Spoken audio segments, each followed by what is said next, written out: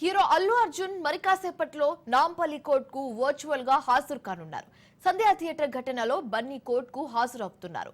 ఈ కేసులో గతంలో అల్లు అర్జున్ కు నాంపల్లి కోర్టు 14 రోజుల రిమాండ్ విధించింది.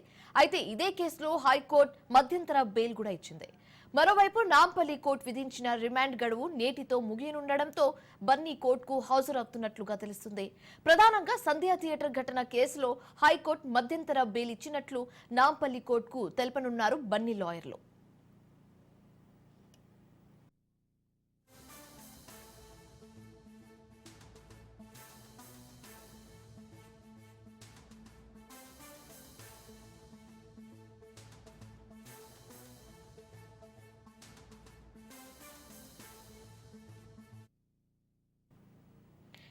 హీరో అల్లు అర్జున్ మరి కాసేపట్లో నాంపల్లి కోర్టుకు వర్చువల్ గా హాజరు కానున్నారు.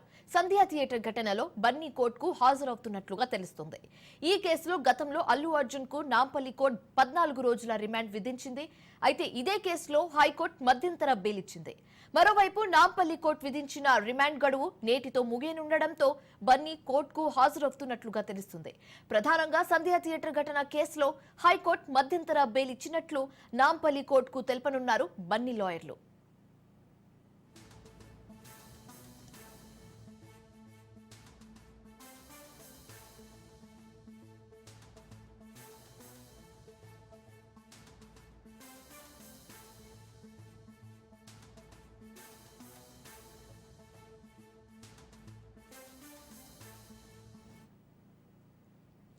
హీరో అల్లు అర్జున్ మరి కాసేపట్లో నాంపల్లి కోర్టుకు వర్చువల్ గా హాజరు కానున్నారు.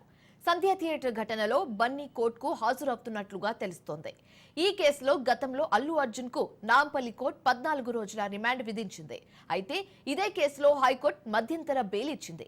మరోవైపు నాంపల్లి కోర్టు విధించిన రిమాండ్ గడువు నేటితో ముగియనుండడంతో బన్నీ కోర్టుకు హాజరవుతున్నట్లుగా తెలుస్తుంది. ప్రధానంగా సంధ్యా థియేటర్ ఘటన కేసులో హైకోర్టు మధ్యంతర బెయిల్ ఇచ్చినట్లుగా నాంపల్లి కోర్టుకు తెలపనున్నారు బన్నీ లాయర్లు.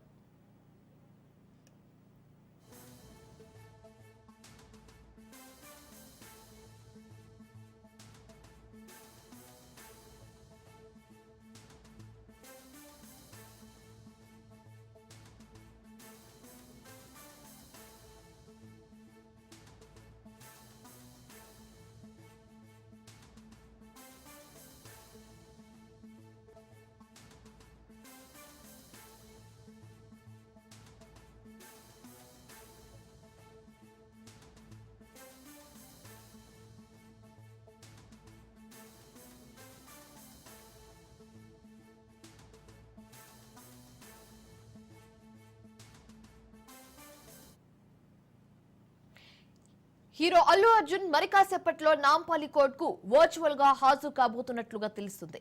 ఇదే అంశానికి సంబంధించి తాజా సమాచారం మా కరెస్పాండెంట్ రత్నకుమార్ ఫోన్ ద్వారా అందిస్తారు. రత్నకుమార్, చెప్పండి, డైరెక్ట్ గా కాకుండా వర్చువల్ గా హీరో అల్లు అర్జున్ విచారణకు హాజరవుతున్నట్లుగా తెలుస్తుంది. దీనికి సంబంధించి మీ వద్ద ఉన్న పూర్తి డీటెయిల్స్ ఏంటి?